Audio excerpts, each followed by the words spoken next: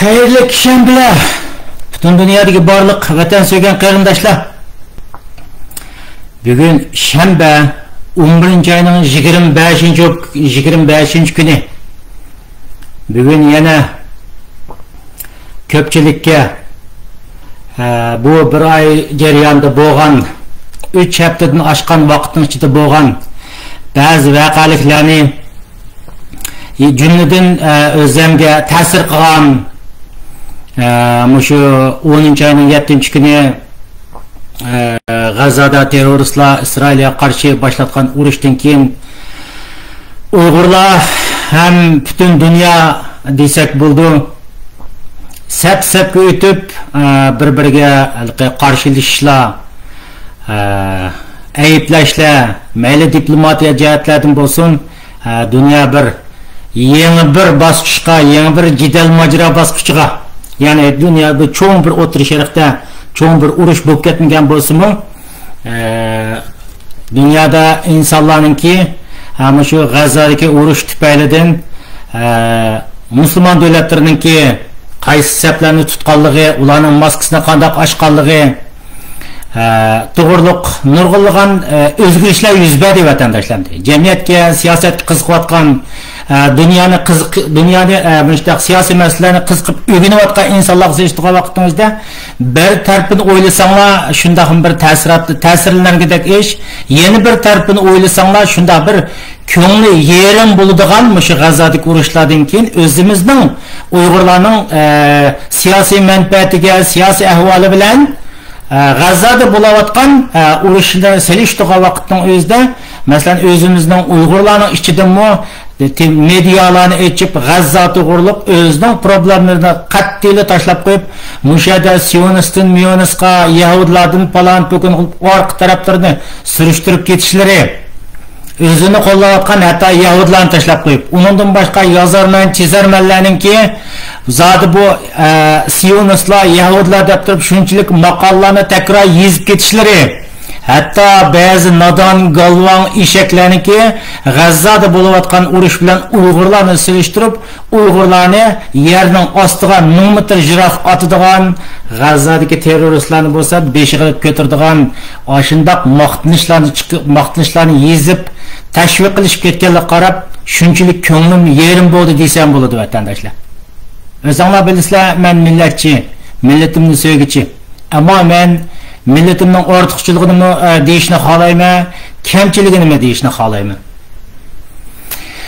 Bugun meningki ko'pchilikka so'zlab bermoqchi bo'lgan temam vatandoshlar G'azzadagi urush va Uyg'urlar desanglar bo'ldi va yoki ikkinchilab buni nima uchun musulmon davlatlari irqiy qirg'inchilikni xotirlash kuni bo'lmaydi, musulmon davlatlarda irqiy qirg'inchilikni xotirlash kuni bo'lmaydi desanglar bo'ldi vatandoshlar. Mushtim to'g'riliq yana birisi The Economist'ninki 2024-yillik jurnali chiqdi. Buni vaqt yetsa azroq tushuntirib qo'yma, chunki ko'pchilikdan kelgan qiziqadigan qarindoshlarimizninki savollar bor. Buni ham o'zimning tushunchisini berma vatandoshlarimiz. Endi bu temalarga kirishdan burun vatandoshlar, burunqi so'zlab kelgan qoidamiz bo'yicha endi mushtimning o'zi kirib ketib, yana dunyoda bo'layotgan ba'zi ishlarni, masalan, hurmatli ustozimiz Sidiq Hojiro'z apandim kunda takror so'zlab beryapti, chislasi bilan. Her gün dikidek hem işlerini dikidek sözlep beriyotdi. Benden bilishimcha %99% sözlep berib otidu. Shundaqdimi men yana ba'zi masalalarni qisqa qilib ba'zi muhim bo'lgan masalalarni Sidiq akamning og'zida deyilmay qolgan va yoki deyilgan bo'lsa, men anglamay qolgan deb hisoblayli. Men doim dikidek ishti bo'lgandan keyin Uyg'urlarning hayotida siyosat bo'layotgan muloyiz maqolalari, muloyizlarning hammasini degidek anglab bo'lmayman rostdan. %90%. Sidiq akamnikini asosan degidek anglayman, lekin ishti bo'lgan vaqtning o'zida, masalan 14, 15, 16, 18 soatlargacha ishlab qolgan vaqtning o'zida o'tib ketadi endi. Aldirashchilik bo'lib qolgan vaqtida. So'zlangan bo'lsa-mu, men bir qator takror so'zlab o'tsam vatandoshlar, dunyoda bo'lgan yangi o'zgarishlarni desanglar vatandoshlar, G'azzada asir almashtirish, ya'ni ikki tarafimizda asir almashtirish elib berilyapti. 4 kun urush to'xtatish e'lon qilingan. Mening bilishimcha bugun ikkinchi kuni urush to'xtatishninki 4 kunlik urush to'xtatishning. Yana birisi Venezuelada yangi bir prezident taxtga keldi. Bu dunyoga bir portlatqich bomba xarakterli tushdi. Qaysi desanglar bu prezident Venezuelaniki prezidenti, yangi taxtga chiqqan prezidenti ilgirki nima Argentina. Ma gapni to'g'ri Argentinaniki. Argentinaniki ilgirki prezidentlari Xitoyning Ipak yo'li bir balvoq, ya'ni mo'shu Ipak yo'li siyosati bo'yicha nayta qattiq qazga bo'g'ilgan ekan. O davlatdagi pul paxalligi %80 atrofiga osh taraflarga yetib ketgan.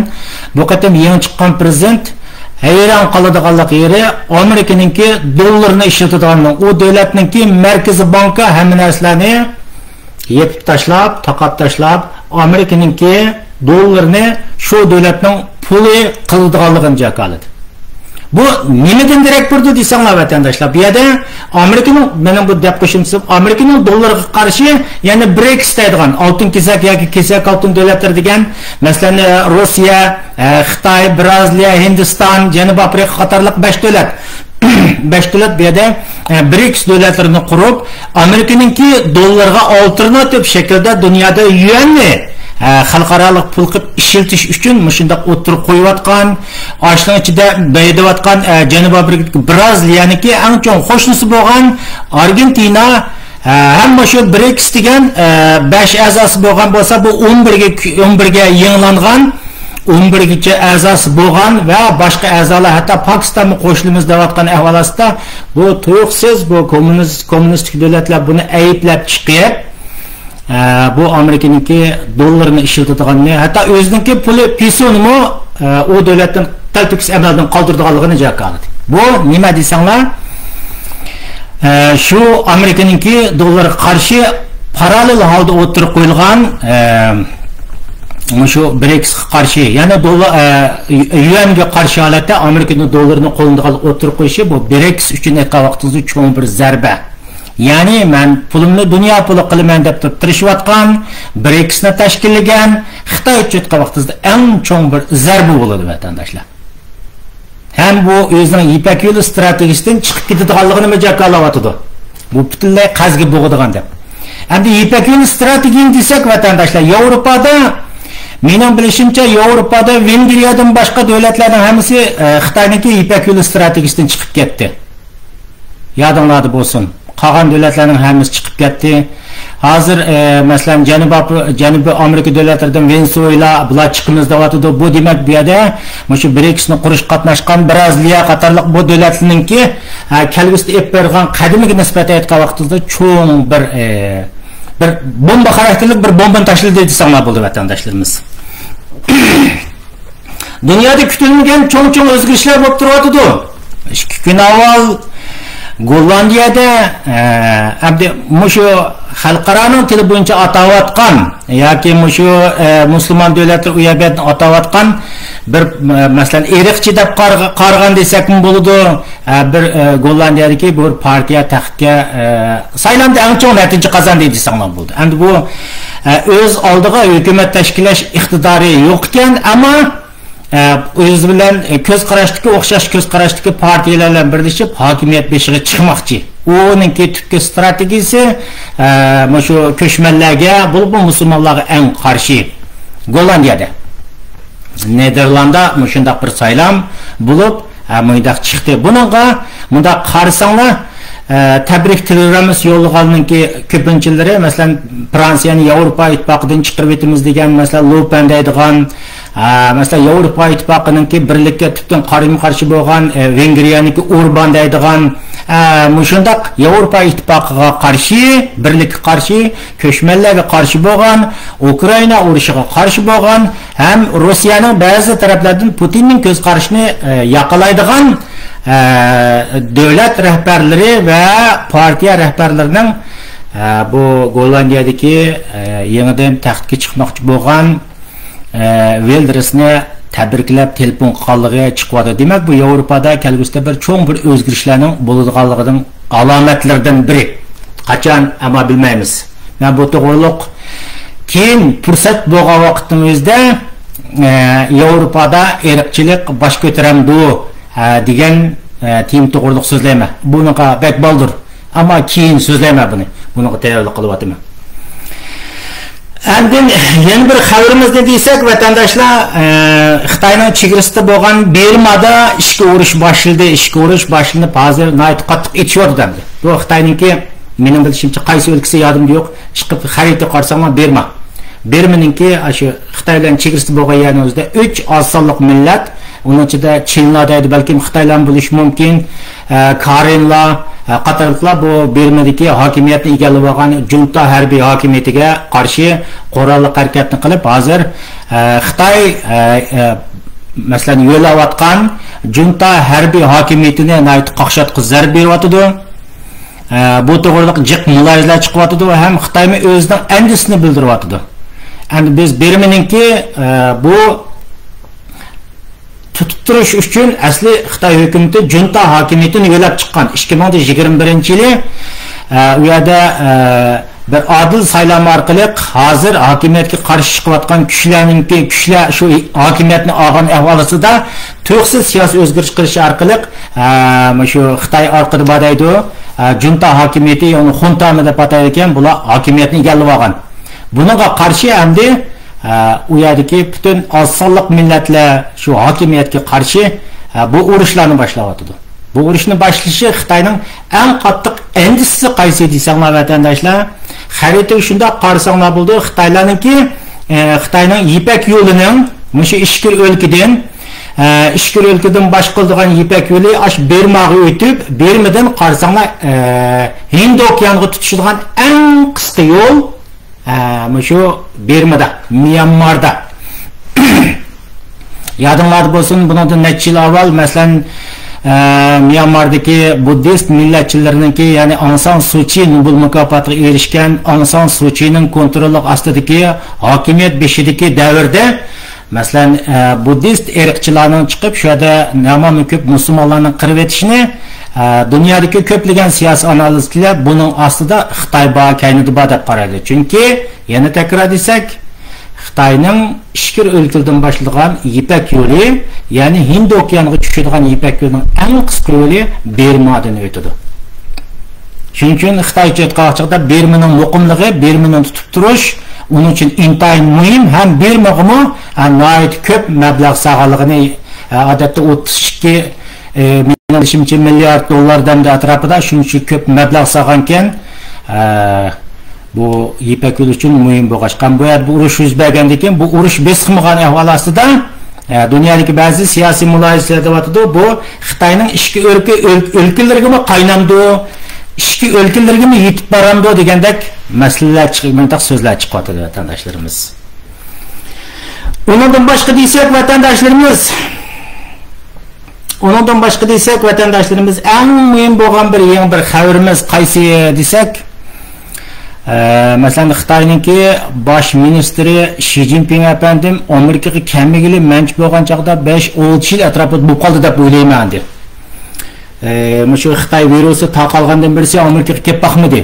Ben bunu bilmem. Xitoy virusi taqalgandan keyin tunji qator ziyoratni O'rta Osiyodan boshlagan. Undan keyin qancha yillar bo'ldi Amerikaga bilmayman. 2020 hisoblagan bo'lsangiz 2024 kirib qolaydi deb az qoldi endi. Shunda bo'lgan chaqda o'zida 4 yil deb qo'ysaqmi, menimcha bo'lgan chaqda 5 yil bo'lib qoldi. 5 yildan oshdi. Amerikaga San Fransiskoga ziyoratga kelgan. Bu San Fransiskoga ziyorat kelgan vaqtimizda Uyg'urlarimiz nayt ko'p mana Amerika bilan Xitoyning munosabati yaxshilandi. Mush Uyg'urni Amerika yana setyapti degandek bu yerda g'ayvatlar, eshak boshlarniki saranglarning so'zlari yana yomon ko'p taqab ketgandi. Mana bugun xabarlarning hammasi chiqyapti. Men siz qachkamning so'zini oldim. Bugun to'plag'im yo'llab qo'ydim tunagun. Bu Xi Jinpingning masalan Ataydan shuncha Amerika bilan Jungo o'tirisidagi shuncha kaskin savdo raqobati, bir-biriga nisbatan jazolashlar, Uyg'urlar masalalari tufaylidan bo'lsin, masalan bir-biriga nisbatan jazolash, bir-biriga nisbatan shunday Janub Tinch okeanda tirkishayotgan Mesela O'rta Sharqdagi siyosiy masalalar tufaylidan bir-birlarini tirkishayotgan mushundaq ahvolatida Xi Jinping efendimning yani yejib o'tirib Biden efendimning yeniga kelishdagi birdan-bir sababning pul ekanligi, pul yordam so'rash uchun kelganligi o'tirg'i chiqdi vatandoshlarimiz. Ya'ni 900 milliard dollar pul so'ragan. 900 milliard dollar pulni Amerikadan so'ragan. Bu to'g'riliq masalan Turkiyadagi Bəslən şu siyasi məsələlərdə naiti ekonomistning məsələlərini başqa naiti yaxşı tushundirib kelayotgan bu pul to'g'riliq gap qilmadi, ammo Xi Jinpingning ziyaratidan keyin shu Ertan o'ziga degan shu kishi shunda degan Xitoy bosh ministri Xi Jinping Amerikani ziyorat qildi. Uning tubki masalasi maqsadi iqtisod Xitoy qattiq cho'kyotdi. Xitoyning maqsadi Amerika bilan yarışib qilishni orzu qildi, ammo Amerika hech bir zaman Xitoy bilan yarışishni xohlamaydi deb shunday degan. Shu Xi Jinpingning ziyorati bo'lgan bir ya 2 kun o'tgandan keyin bo'lgan shu kishining leksiyasini olgan, bu rost bo'ladiganmi, bo'lmaydiganmi deb men dunyoda chiqayotgan har turli insonlarning muloyizasini anglayman dedim. Ya turkcha bo'lsin, ruscha bo'lsin, inglizcha bo'lsin, yoki xitoycha bo'lsin. Mana bugun tunagungi xabarlardan chiqdi 900 milliard dollar pulni so'rgan Amerikadan. Amerika hukumati buni rad qilgan. Yani yadinglarda Biden efendim Xitoy bosh ministri Xi Jinpingning ma'noda vaqtingizda u bir diktator deb o'tirib yo'lga sep qo'ydi. Demak Xitoyga xohlasangiz elinganda qolsa Mastercard kirsin deb Mastercard degan odatda bir insonga naqd pul bermaydi, insonlarning qo'liga karta taqtidi. Onu siz qazga olasiz, manch kun ichida to'lab bo'lsangiz bo'ldi, manch kun ichida to'lab bo'lmasangiz, buningki manch % o'sim bor degan qaz karta endi. Shu Mastercard shirkatiningki Xitoyga kirishiga yo'l qo'ydi degan gaplarni chiqyapti. Ammo bu yerga muhim bo'lgan nuqta Xitoy 900 milliard dollar yordam so'rab Xitoyni qutqizish uchun bu ziyoratni qilganligi, ya'ni hijib Biden efendimning oldiga kelganligi, uni Biden efendimning keling, mening sizga hojitim bor deganligidan emas, masalalarning o'tirg'i chiqyapti vatandoshlarimiz. Yadinglarda bo'lsin, Amerikaningki Uyg'ur siyosati o'zgarmaydi. Ba'zi masalalar kelgan chaqda yo'l qo'yishi mumkin, ya'ni ba'zi masalalar kelgan chaqda qattiq chinish mumkin. Amerikaningki Uyg'ur siyosati o'zgarmaydi. Navoda Amerikaning Uyg'ur siyosati o'zgarib, sizga shunday deydi.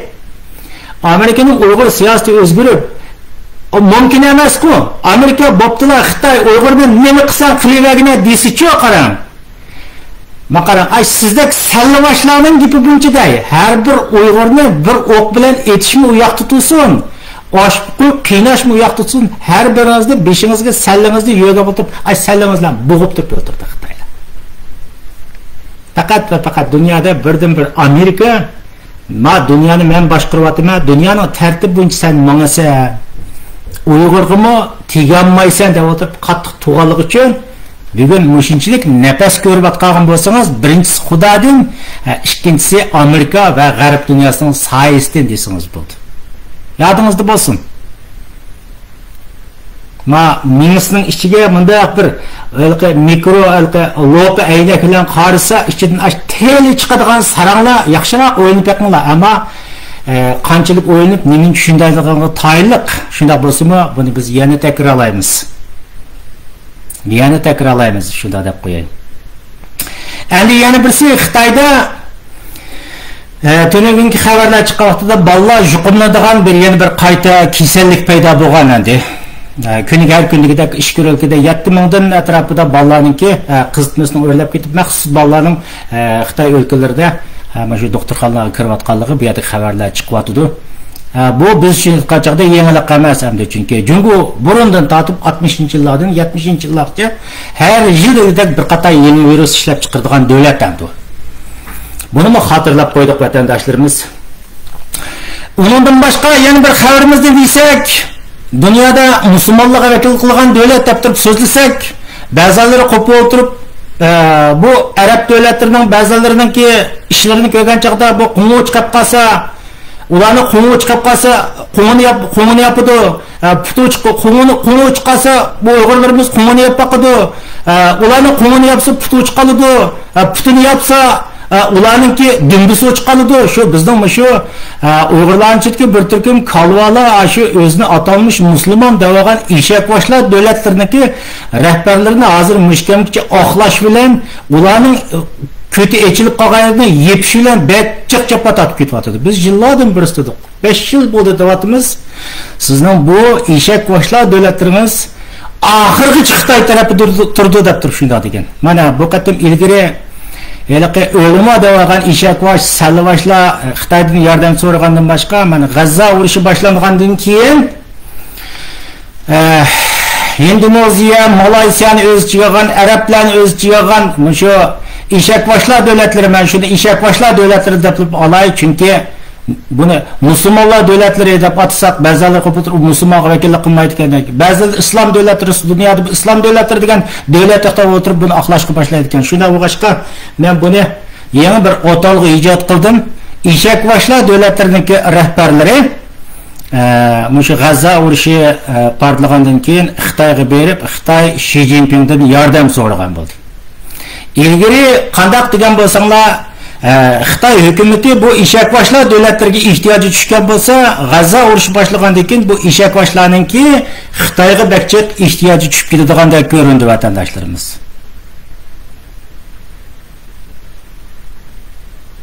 O'ylab boqinglar. Endi timamga kelsam vatandoshlar. Buni men bir narsani xotirlab qo'yay dedim. Bir yodingizda bo'lsin, sizga ko'pchilikka nisbatan savol. Özünü musulmon devagan eshakboshlarning davlatlarida nima uchun bir davlatda irqiy qirg'inchilikni xotirlaydigan kun bormi yo'qmi?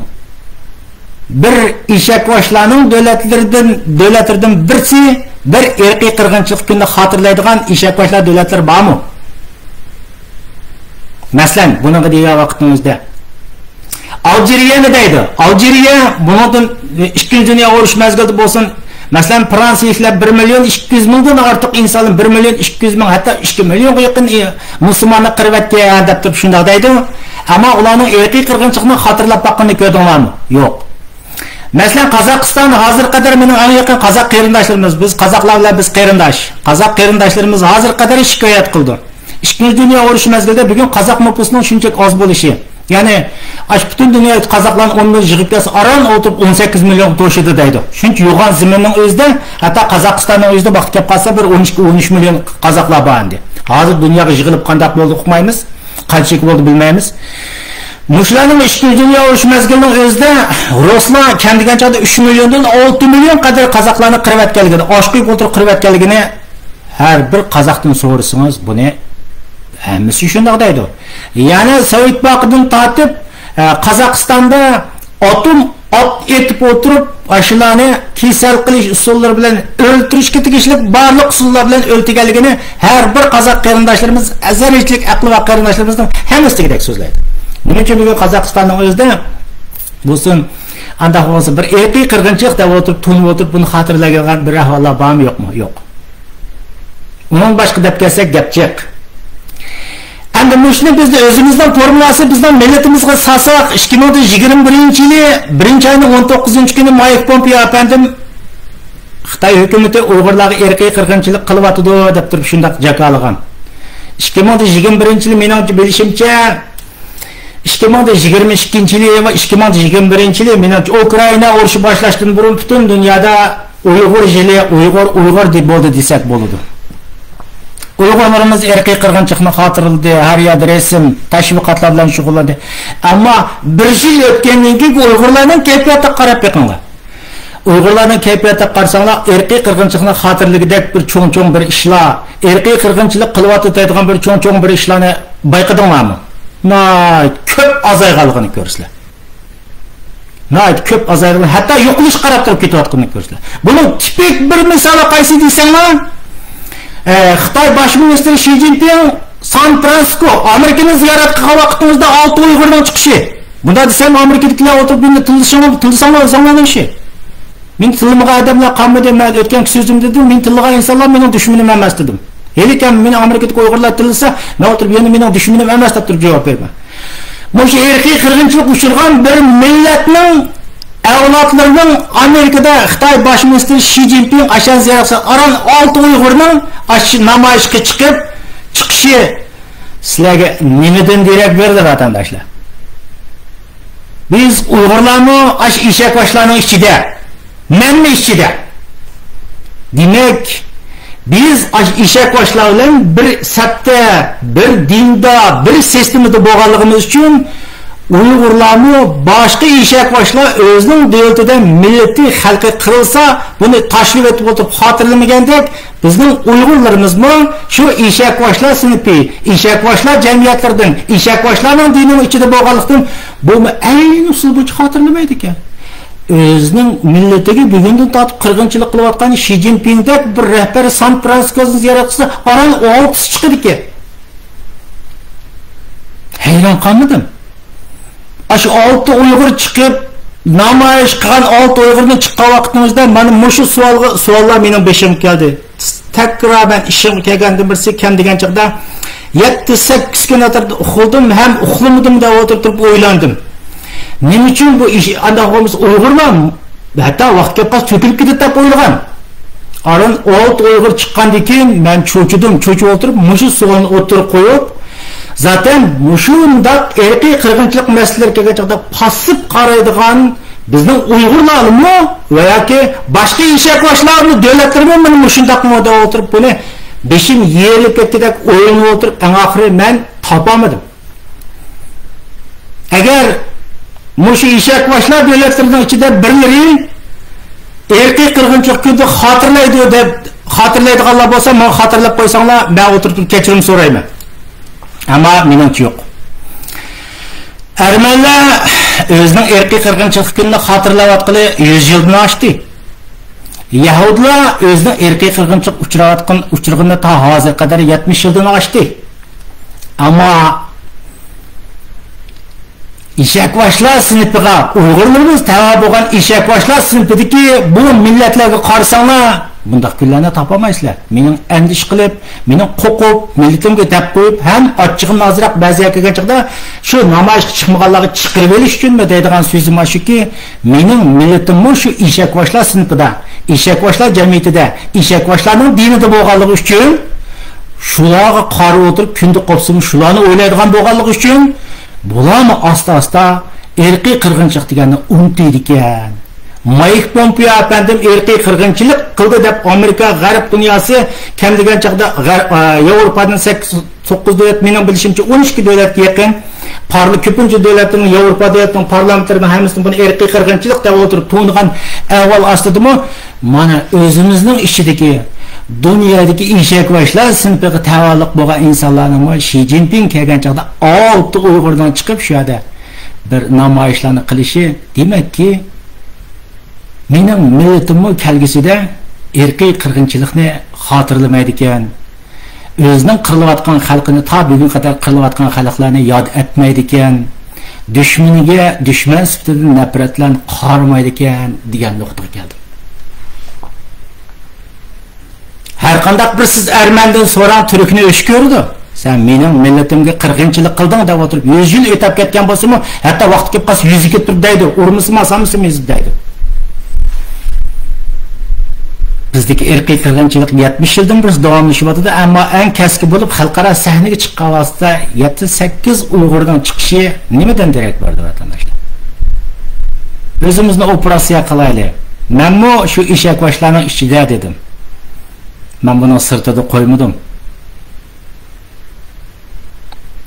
Yadımlarda olsun, ne için bu Uygurlarımız San Francisco'da kelgen Xi Jinping karşı yığın katlaşmadı.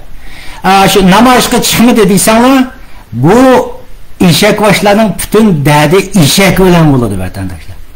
Çünkü her kandak vakit işek özünün sınıfını özünün işekinin terkibini koydu. Mesela koy özünün terkibini hemen oturup koyunun terkibini koydu. Uygur'dan ibaret bu işek başlar, bu işekler. Çünkü bugünkü dünyada bulavatkan yeni bir işekmin davası kaysı davatı? O Gazze'deki davatı. Gazze'de uruş buluvatatı. G'azzada İsrailiya bilan Hamas o ikkisini o'rtasida urush bo'layotgan vaqtimizda bütün dünyadaki ben bu yukarıda etmek bu işek başlar için yığılaydigan kunti. Şunun için bizning Uyg'urlarimiz mı özünü mensip bo'lgan aş işek başlar cemiyetining o'rniga qo'yib o'tirib özünün milletiga qirg'inchilik qilayotgan Xi Jinping kasbini tashlab qo'yib bütün Asiyada huşi aşı G'azzadagi işek başlar deydi. Şunun için chiqmadi, shuning uchun namoyishga bormadi. Chunki dadi o'zining millat uchun emas, G'azzada arablar bor, yana falan po'kinlar bor. Bu ishakvashlarning kimlarni o'z ichiga olganligini deb bo'ldim bu ya. Musulmon, turk falan po'kin deganlar shu. Chunki o ishakvashlar nima deydi? Bizning Uyg'ur ishakvashlarimiz G'azza uchun yig'ilib Xi Jinpingni unutib qoldi. Ammo G'azzadagi bunaqa egi chiqimiz falan po'kidagi ishak başlayan ne dedi? Bay degandek Xi Jinpingni tashiq ketgan tevolar. U yerga berib Xitoyninki tamoqlarini shundoq yaxshi ko'rdi, Xitoyning tamoqlarini yeb, hatto u ishak başlar Xi Jinping bilan ko'rishgan vaqtning o'zida Turkiya mediasiga chiqdi. G'azza to'g'rida so'zlab qo'ymadi. Qanday qilib o'tirib o'z davlatlarini dollarini jiqlashtirish, Xitoy bilan Saudiya Arabiston maslahat o'tirisida tijorat masalalarini yana Amerikaga qarshi masalan yuan bilan elib berish degandek bu masalalar to'g'riliq so'zlashdiki, xalqarada G'azza falan po'kinda qo'ygan bilan u yerga berib o'tirib Xitoy bilan ma'muriy iqtisod to'g'riliq so'zlashdiki, G'azza to'g'riliq o ishak boshlarmi u to'g'riliq gap qilmadi. Ammo bizning ishimizdagi bu ishak boshlar ta hozirgacha yig'layotdi, ta hozirgacha yezyotdi. Ta hazır için nurgulları sözler atıdı. Sizler oylap bakınma. G'azzadaki şu mesela şu G'azzadaki halk deb alaylı. G'azzadaki halk bilan Uyg'urlarning veya ki Falastin'deki halk bilan Uyg'urlarningki ikkisining hayotini silishtirsangiz tun osmon zimin farq bor.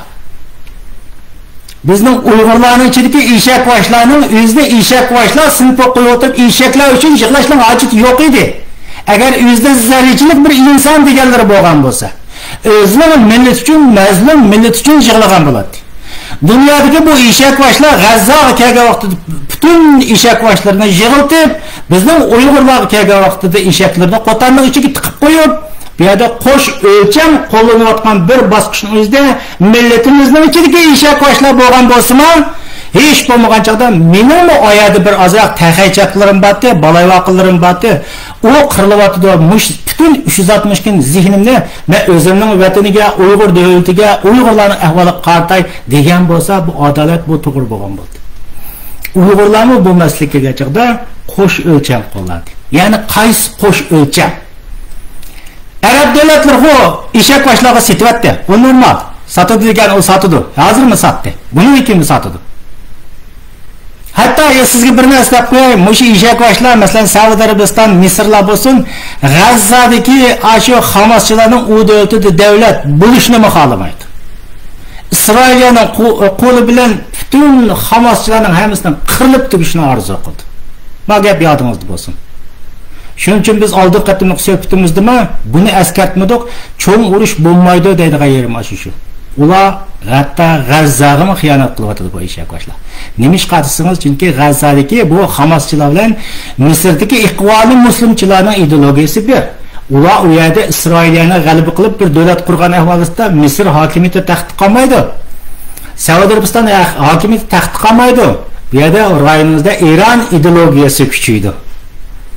İran bilan İran Şia qog'onlari Sunni bu ikkisi o't bilan sudak bo'lgandan keyin Iran qo'llagan bu Hamaschilarning u rayonning o'zida Isroildan ustun kelib urushda g'alaba qilishni biz baya Uyg'urlarni satgan ishak boshlar asla va asla xohlamaydi.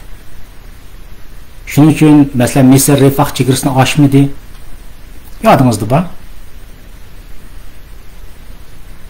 Asla ve asla xohlamaydi. Aşağıda shunda qirilib bugun urush 50-kunlik bosqichga kirdimi? Yani hazır tunnellerin içine hemisi İsrail askerleri hemen bak ıstazlavatı da. Kalan işek başlar bolsa, ben de çavakını çep koyup, qarap oturup, Xitayga berip, yani Xitayga kisden yardım so'ragan bulup, Xitayning aroq sharaplarını içip, u yerda Xitayning yaxshi ko'radigan tamoqlarini yeb, ham uzoq qolmay o'tirib Rossiyaga bordilar. Chunki Rossiyaga nima ish bordi desa, Rossiyaning vodkasiga amroq ular. O'rislar bilan azroq vodkalarni so'qishtirish kerak, ichib kelish kerak. Uni davo qilyapmiz, davo o'tirib, shu G'azzadagilarni mana bir eg'izga ep qo'yish, bo'shin masala tufayli ma'ndoq deyish orqali, masalan, Rossiyadan nima setib olamiz, Rossiya bilan qanday tijorat qilamiz degan gaplarni deyishib keldi, ammo G'azza to'g'riliq hech qanday bir ish qilmaydi. Xulosa, bu eshakvashlar sizning millatingizni satqadi, Xitoy tarafiga eshakvashlar, ya'ni G'azza xalqini %100 sotadi, hatto setib bo'ldi. Hammasining ash tunnelning ichida kaltux o'lib pak tozalanishni orzu qildi. Endi millatimizning ichidagi eshakvashlarga kelsak, bu eshakvashlar ash G'azza uchun yig'lab 360 kun kallisi G'azza terroristlar to'shab ketganligi uchun, tebash bo'lganligi uchun, yurak qop-qora bo'lganligi uchun, iflos bo'lganligi uchun San Fransiskoga Xi Jinpingga chaqda 6 chiqqanligi buning dalil isboti. Millatimiz yodimizda bo'lsin, musulmon bo'lganlikning badalini eng og'ir to'laydi. Bütün dünyada musulmon bo'lganlikning badalini eng jiq to'lagan mening millatim. Yani bundan keyin o'zining musulmon bo'lganligi uchun dunyoda eng ko'p yani badalni to'laydi, menga to'lab qo'ydi. Hatto qirilib tugash bosqichiga keldi. Sabab boy degandek, tashqi dunyodagi eshakvashlar o'zini eshakvashlar sinfi qo'yib arab turk uchun yig'laydi, yani G'azza uchun yig'laydi. Boy degandek Xi Jinping kasini unutib qoldi. Ammo boy degan eshakvashlar davlatlari u chigit o'tirib Xitoy bilan bir ikkisi eg'iz burun yalishidi. Uyg'urlar dunyomizda shunday yolg'iz qoladi. Ama g'arb dunyosi siz demakchi. G'arb dunyosiningki Uyg'urlarga bo'lgan pozitsiyasi bu oldirib o'zgarmaydi. Vatandoshlarimiz. Endi shu G'azza uchun yig'lab ketgan insonlarga ba'zi bir narsani tushuntirib qo'ygim keldi. Shu eshakvashlarga yana digim keldi. Masalan, G'azzadagi xalqningki o'zining prezidenti bor. Hamaschilar. Ularninki ishlatadigan puli bor. Ularninki ularning kirim chiqim manbasi bor.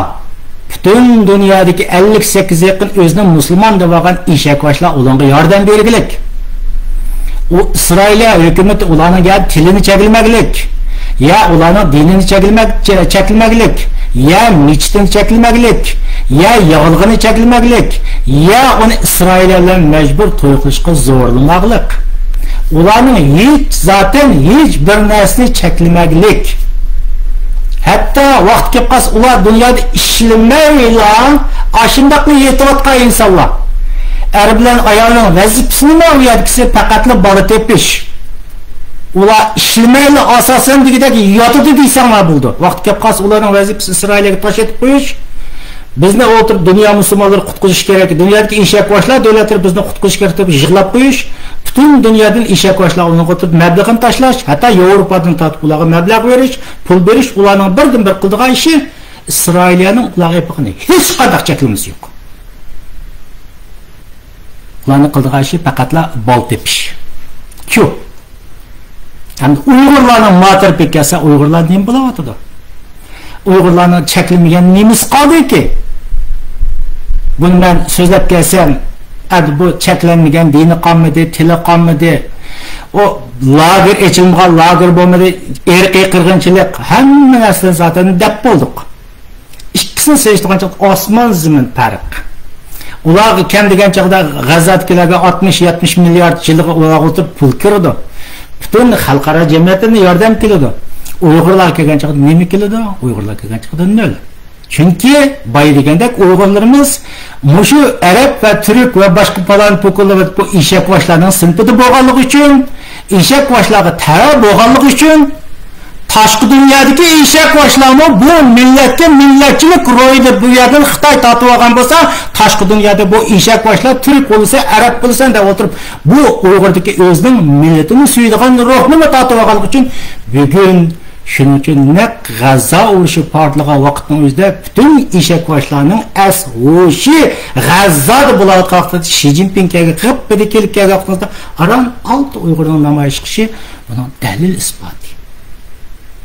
Shuning uchun mening millatim bu eshak boshlar sinfida, eshak boshlarning dinida, eshak boshlarning guruhida bo'lganligi uchun ta mushkam ketar eng jiq qildi va bunidiki yana ko'p qildi. Buni dünyadaki Uyg'urdan bo'lmagan eshak boshlarni satdi, setib keldi.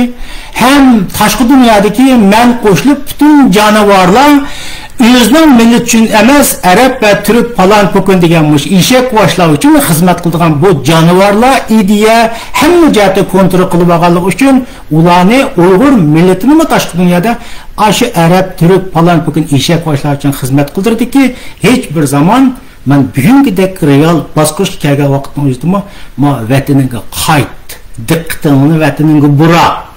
Mana Xi Jinping Amerikaga keldi, anda bo'lsa ma ishqa mangadigan dunyoda 2 milliard yaqin eshak boshlar borki, buni tashlab qo'yib, o'zimizmi bo'lsa o'zimizning da'di uchun mangayli, ma namoyishga chiqayli.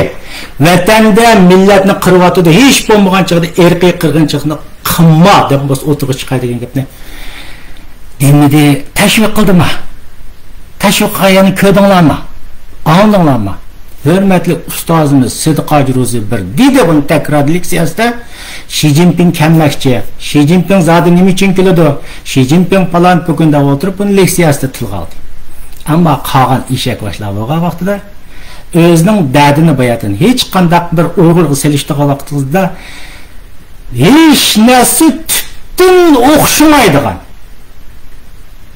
bir xalq bilan bütün eshak boshlar bizni setayotgan xalqni selishtirib, ko'dinglar G'azzodikilar ani qilaoladi, G'azzodikilar mani qilaoladi.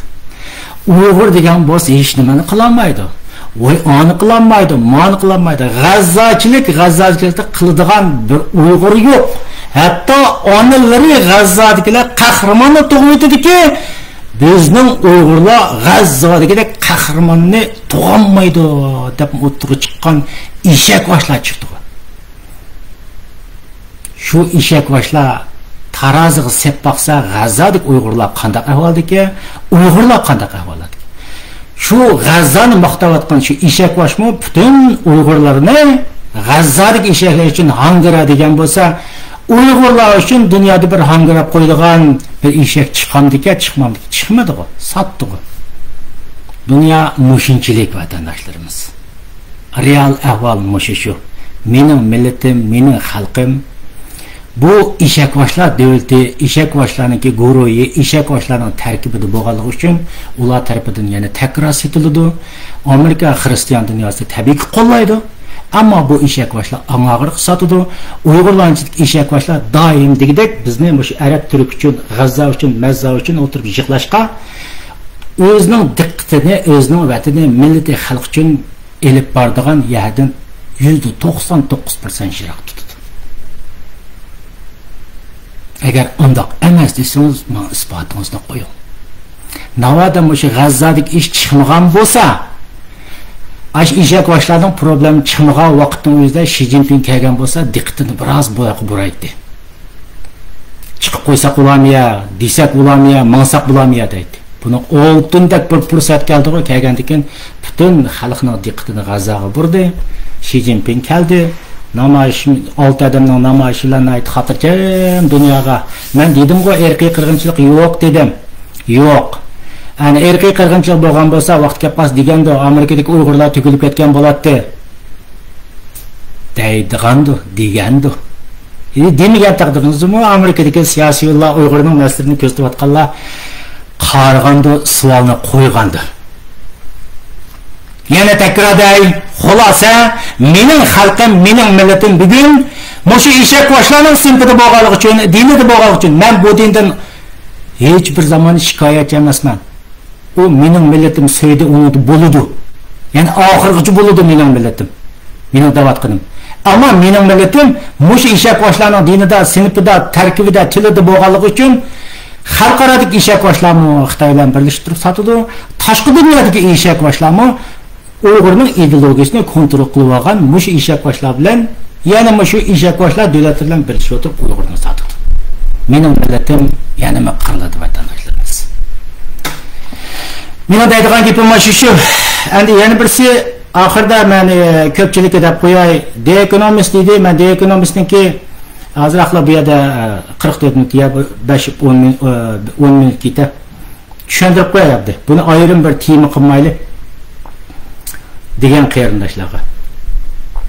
Ko'ra oldinglarmi? The Economistniki 2024-yillik jurnali shunday chiqdi. Yaxshilab qarab olinglar. Ham buni Google'dan bassanglar The Economist'ning butun rasmi chiqadi.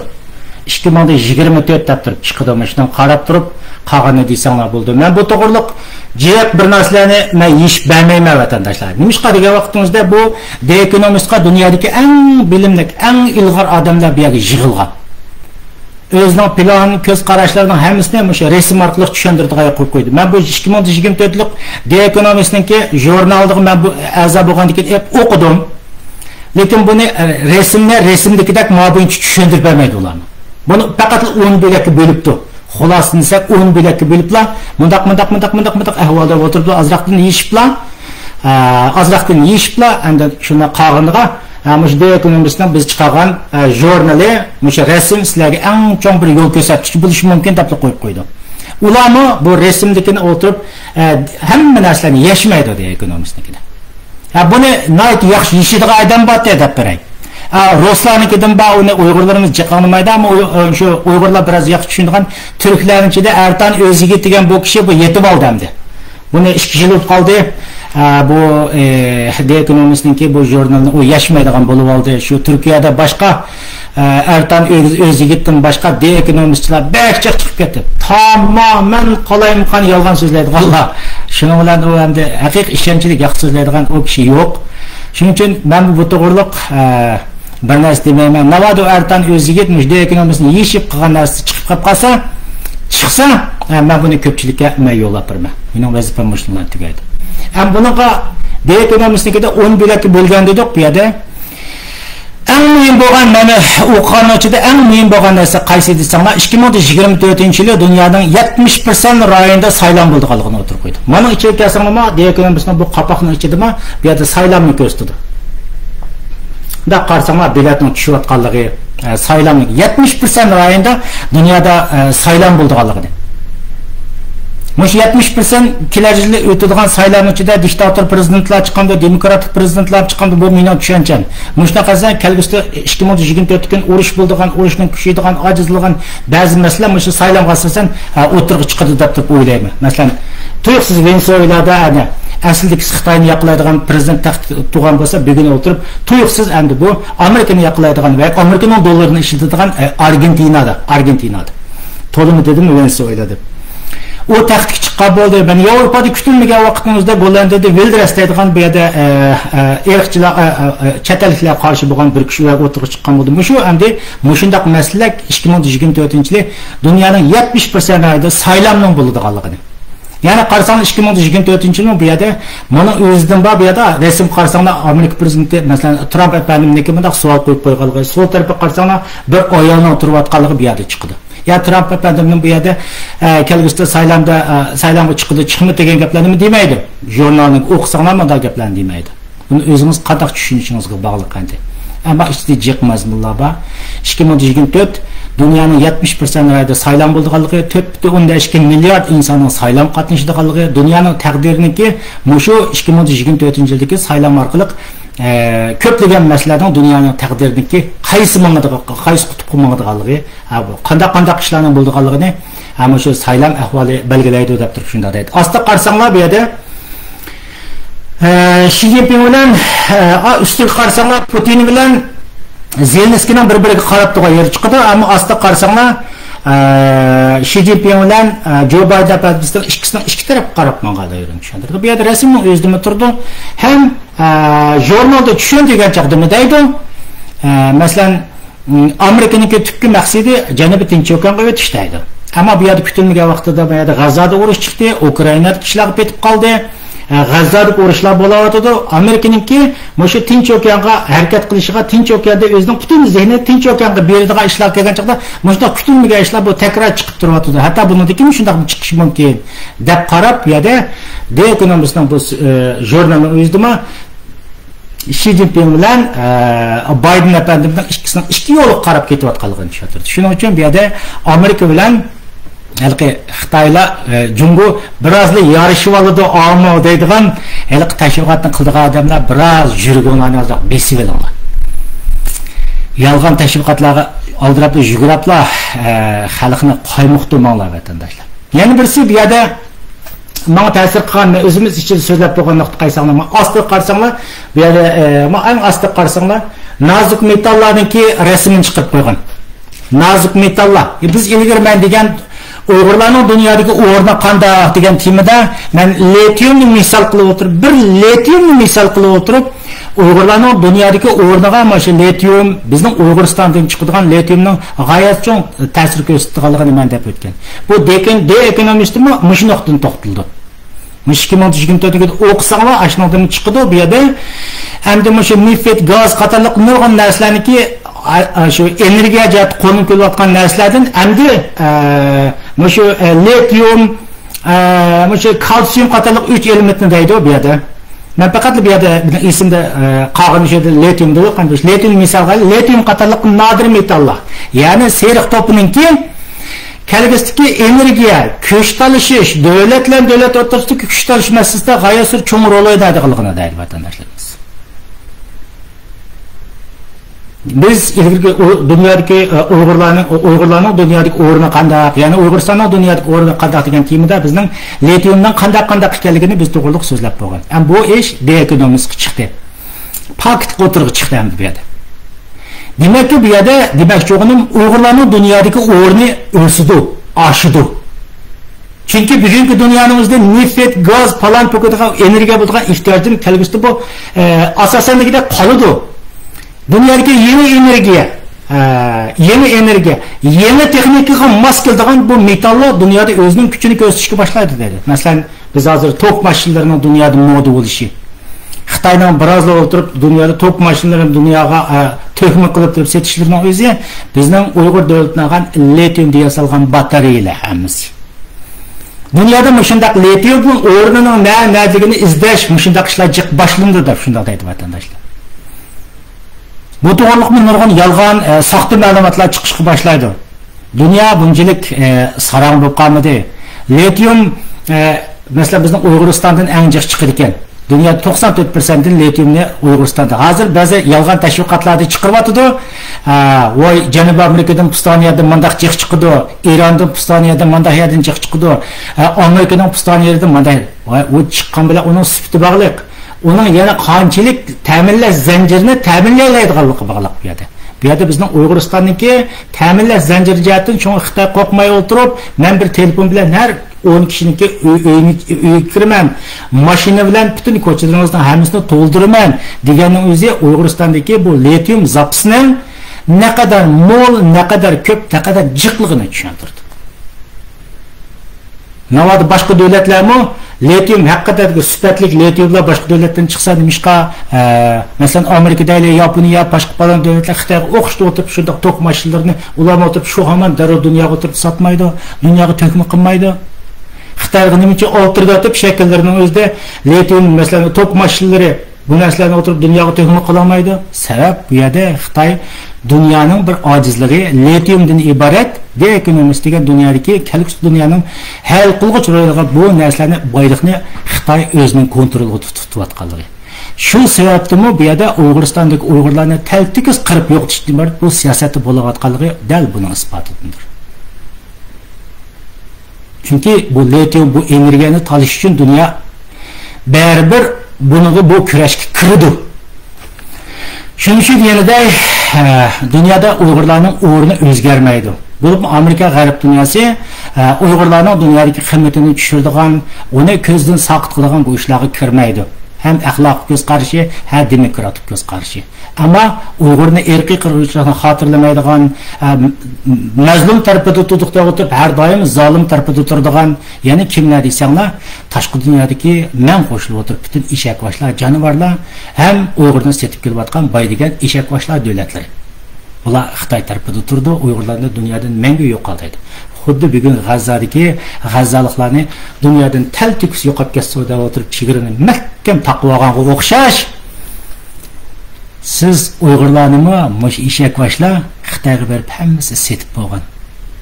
Hech bir zaman ko'zimizni u yoqqa qaratib qo'ymaymiz. Satavering, o'ltiravering, yeyavering deb o'tirib, chavakin chep bu tarafga turib bo'lgan.